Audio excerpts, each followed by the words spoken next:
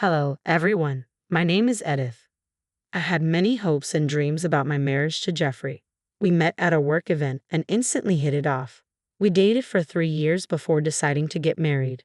Jeffrey was a very kind and caring boyfriend who spoiled me with gifts and dates, even when I didn't ask for them. I grew up poor and had no family connections, so when I met Jeffrey, I thought I had found my soulmate. Our relationship was almost perfect, except for one problem. Jeffrey's mother, Vivian, didn't like me at all. Vivian was rich from smart investments and Jeffrey had grown up comfortably. When she found out he was dating someone like me, she had a hard time accepting it. She told Jeffrey, "I know you love each other, but you need to think it through. Jeffrey is used to a comfortable life and you don't have a substantial income, Edith. I'm afraid you'll end up taking advantage of him." I responded, "Vivian, I know my family wasn't well off, but I'm doing okay for myself. I love Jeffrey and want to be with him." Jeffrey backed me up, saying, "Mom, you're being too critical. I like spoiling Edith. She's a great girl who listens to me and considers my feelings. We make a good match." But Vivian was never convinced. She always had doubts about our relationship, which made me feel hostile toward her. No one likes being called a gold digger by their in-laws. So, Vivian and I had a strained relationship from the start. I thought my marriage to Jeffrey would bring me mother-in-law problems, and since Vivian was powerful and headstrong, I doubted we would get along. She never went beyond expressing her doubts about me though. I admired her but kept my distance, feeling secure with Jeffrey's support. I married Jeffrey, the sweet and caring guy I wanted to spend my life with, but life had other plans. Shortly after our wedding, Jeffrey changed completely. He stopped being affectionate or caring. He no longer spoiled me with gifts, but I did mine because I was with him for love, not money. Things quickly got worse. Jeffrey turned out to be greedy and selfish, a side he never showed before our marriage. He became a freeloader, expecting me to cater to all his demands. It started small, with him asking for cash or for me to buy things, but soon I was paying for everything. Every month, he had an excuse for why he couldn't contribute to household expenses. I never complained, thinking it was a temporary situation. However, I was shocked when Jeffrey suddenly quit his job because of management problems. He didn't consult me, he just informed me after it was done. When I asked him about finding a new job, he said, "I don't want to go to work, Edith. All this toxic work culture is getting to me. I don't think I'm made to work in the system. It's better if I stay at home." "But we need the extra income, Jeffrey. You can't just make such big financial decisions alone." "You could have talked to me before deciding," I replied. "Is there anything to talk about? Do you want me to stay at work and damage my mental health?" he retorted. "No, Jeffrey, I don't want you to risk your mental health. I just wish you had consulted me before deciding. We are a team, and these decisions need to be discussed." Jeffrey ignored my feelings and never apologized. I had no idea what he expected me to do. I didn't mind my husband staying at home, but Jeffrey never did anything for the house either. I did all the cooking and cleaning while working 40 hours a week. Sometimes I took overtime shifts to make ends meet. Jeffrey just stayed at home and played video games. When I asked him to help around the house, he said, "I don't feel like doing chores. You know, I've been depressed for a while. I don't have the energy to do chores." "Jeffrey, I need help around the house. I'm working hard and can't keep up with all the chores. You don't have to do everything. Can you at least help?" I pleaded. "But I'm not good at these things. These are women's jobs. You can't expect me to do them. If I fail at these chores, I will feel even worse about myself." "Jeffrey, if you're having serious mental health problems, you should start therapy. I'll take up a side job to help you. It won't be a problem. I want you to get better," I suggested. "Therapy is for weak people. I don't need therapy. I just want to be left alone." "You're making everything worse by being pushy and annoying," he snapped. Jeffrey didn't even want to go to therapy. Believe me, I tried very hard to convince him. For the longest time, I believed he was depressed. I was so used to seeing the sweet and responsible side of him that I believed all his lies.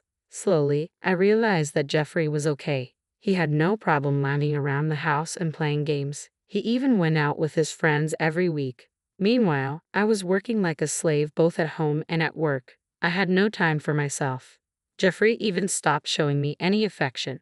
All he did was sit at home and complain. Some of my friends warned me that Jeffrey was using me and becoming abusive. However, I refused to believe them.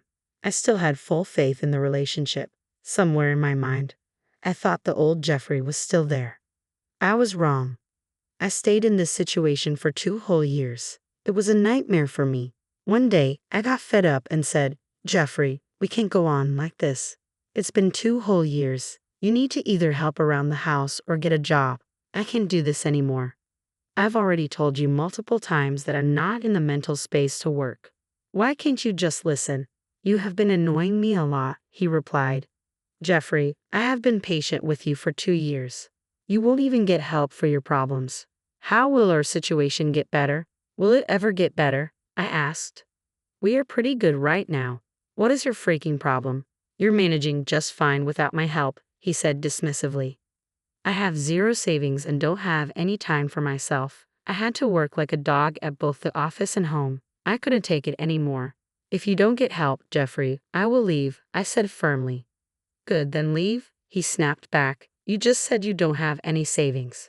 How will you pay for a lawyer? And if you divorce me, you'll have to pay alimony. Plus, I'll get your house. Go ahead and divorce me. At that moment, I realized Jeffrey had trapped me. This was his plan all along. I had never felt so scared and hopeless in my life. All my love for Jeffrey quickly turned into fear. But I was strong-willed. With no family, I knew how to stand up for myself. Instead of cowering in fear, I made a plan to get out. I knew exactly who to turn to for help. The next day, I called Vivian from work and poured my heart out to her. I knew she was more reasonable than Jeffrey and would understand my helplessness. She had raised him single-handedly and didn't take nonsense from anyone.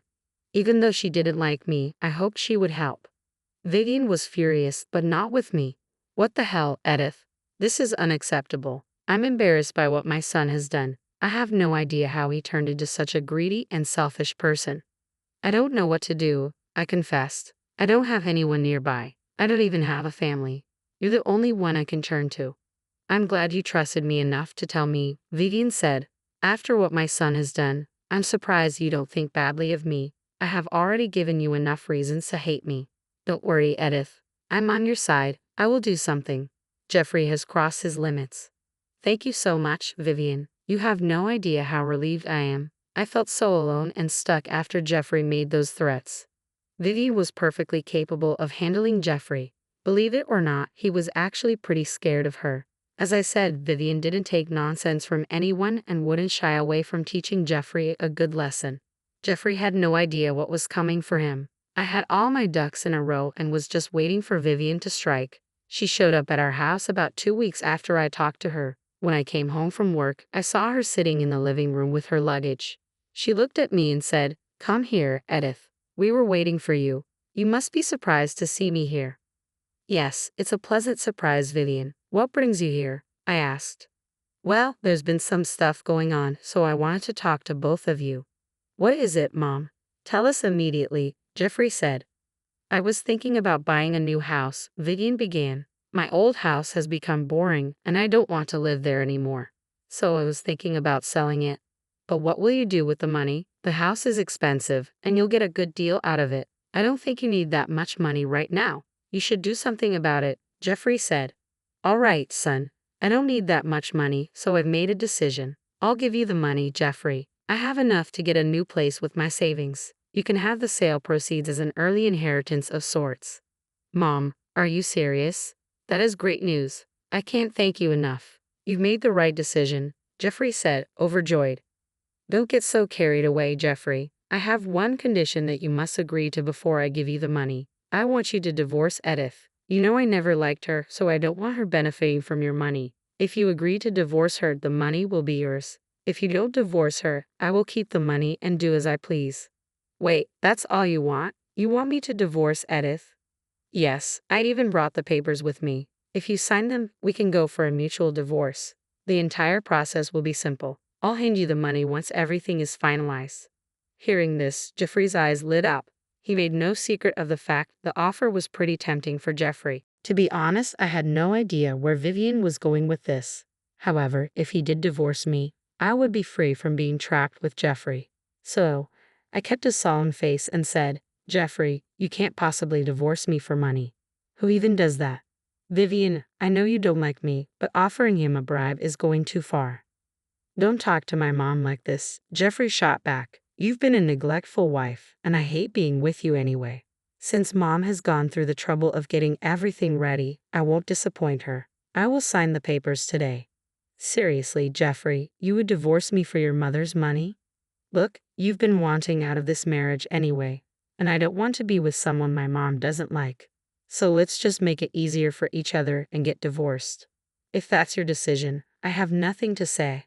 However, I will only sign the papers if you agree to let go of alimony, and I won't be giving you a cent of my savings. Fine, I won't claim alimony or anything else. The alimony would be a small amount anyway. I can get myself a better life with Mom's money. I won't need your meager savings and alimony. Okay then, Vivian, you have your wish. We will sign the divorce papers. Hearing this, Jeffrey quickly took a pen from the table and signed the papers. He also promised to meet with a lawyer the next day to draw up documents for a divorce settlement. Vivian said she would help him get a good lawyer.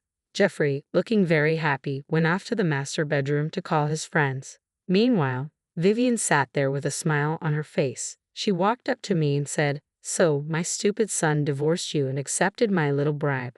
He didn't even take time to think. I had no idea how vile he had become. Let's make him regret this, Edith." "So, you did plan everything, didn't you? You're helping me get a divorce and leave Jeffrey." "Yes, I did. I know I've been hard on you all this while. I should have been more critical of my son. But don't worry, this time I won't slack off. Jeffrey will be taught a lesson." Hearing Vivian's words, I knew I made the right decision to divorce him. If I had stopped Jeffrey from divorcing me or stuck around any longer, he would have gotten even more abusive. But I wasn't going down so easily. While Vivian made him sign the divorce papers, I made him agree to a divorce settlement that would work in my favor. Jeffrey was so blinded by greed that he didn't stop to think of my terms. I guess he believed Vivian's words. Anyway, Vivian moved in with me and Jeffrey because she was selling her house soon and needed a place to stay until it was sold. She also told Jeffrey that she wanted to make sure I didn't try to change his mind. Jeffrey gladly invited her to stay as long as she wanted. I moved out of the house once Jeffrey signed a document saying that he wouldn't demand anything from me. I had a good lawyer who made sure everything was okay. I moved into an apartment and tried to start my life afresh. Vivian and Jeffrey stayed at the old house until the divorce was finalized after 6 months. When the entire process was done, Vivian, Jeffrey, and I met outside the courthouse. Jeffrey said, "Finally, I'm free from a witch like you. You were right, Mom. I should have left her a long time ago. I wish I had done this sooner." "You threw away years of love for your greed. You should be ashamed of yourself," I said.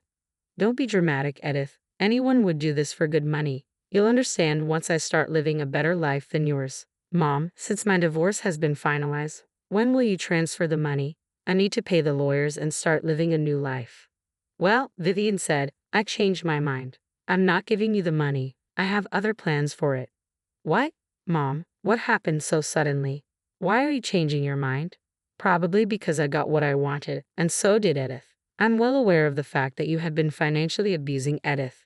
She also gave me a detailed account of how you trapped her. If this wasn't bad enough, you readily divorced your wife for money. Do you think I would reward you after this?" "But Mom, you're the one who said that I needed to get a divorce. What is going on? Why are you taking Edith's side? You hate her." "Well, no, I don't hate her. Right now, you are the one I hate. How could you do this to your wife, Jeffrey? Is this what I taught you? You were nothing but Mom. This is a shame. You should be supporting me, not Edith. I deserve the money after everything. You will give it to me." "You deserve nothing," Vivian said coldly. "I've given half of the money to Edith so she can get a good lawyer.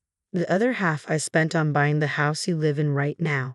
But you won't be welcome there. Here is an eviction notice for you. After your month is up, Edith will stay there and she won't need to pay rent." The look on Jeffrey's face was priceless. Most people in my place would cry over the divorce, but I was laughing my butt off. Vivian's true intentions were revealed, and Jeffrey realized we used his greed against him. He went pale and started throwing a tantrum right there at the courthouse. Vivian and I got into a car and simply left the scene, leaving security to deal with his screaming and insults.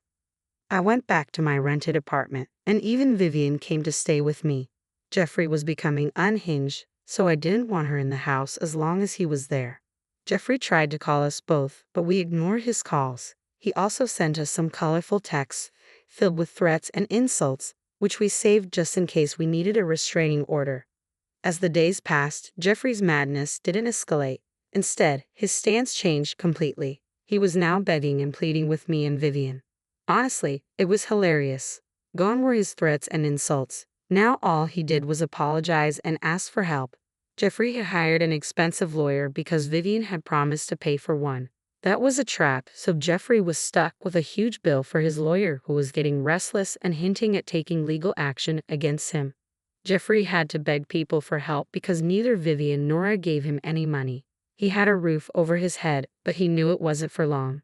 The eviction notice was hanging over him, and he simply couldn't afford to move out or get involved in another legal matter. He begged his friends for help, but they rejected him as well.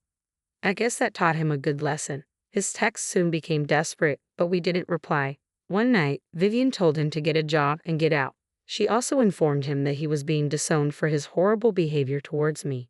For now, Vivian is staying with me while we prepare a permanent move to the house. Eventually, Vivian will buy a new place, but she told me that I could live there as long as I wanted.